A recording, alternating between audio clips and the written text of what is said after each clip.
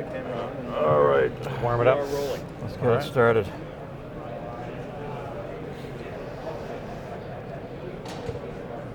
Joining us now is Roger Rosmus from Goliath Resources. Good to see you, sir. Good morning. Thanks Now, for having me. People are looking at us, but they're looking at this, and we want everybody to be reminded about Goliath Resources, what you guys do, Sure. and where you are, and this is quite a hefty baby. Tell us about it. Yes, it is. Okay, well, essentially Goliath is a project generator. We're focused in the Golden Triangle and surrounding area, and all of our assets are typically new discoveries just because of the glaciers melting, permanent snowpack is no longer there. So essentially what we're finding is all brand new discoveries, never been drilled before, never been documented before.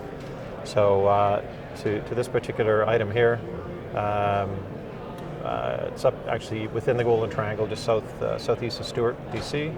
It sits in with the SK Rift, and more particularly the Red Line, which is, and some of the audience might know, it's a very important geological contact point between the Hazelton Volcanics and the Stahina Group, where bulk of the big deposits like the SK Creeks have been found within 2 kilometers either side of this contact point.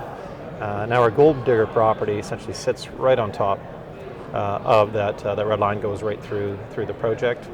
In addition to the location, we're just to the west of the Dolly Varden access road that goes to Ellis Arm, which you've got additional infrastructure, seaport access.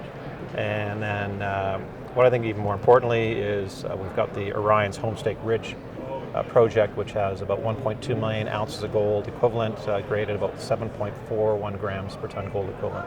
So, you hear the saying, the best place to find new deposits is by existing deposits. Right. So we're really excited about this new discovery at our Gold Digger property, which typically is just about over 4 square kilometers.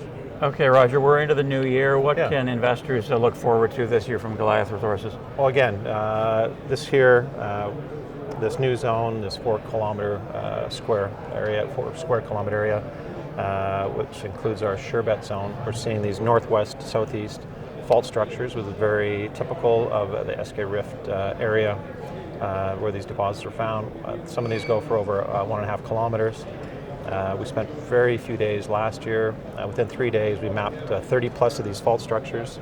Every sample that we took came back with good high-grade gold, silver, copper, lead, and zinc. In particular, this one fault structure is up to 40 meters wide. We took an 8.5 meter channel cut through here.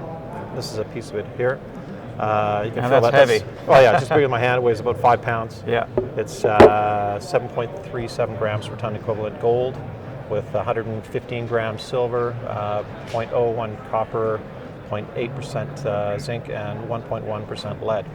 So that's encouraging. It's loaded. It is loaded. It started mineralization, ended mineralization, and then another chip sample that we took, actually 1 meter chip close by at the top of the ridge. That ran almost 50 grams gold and 862 grams silver with decent copper, lead, and zinc numbers.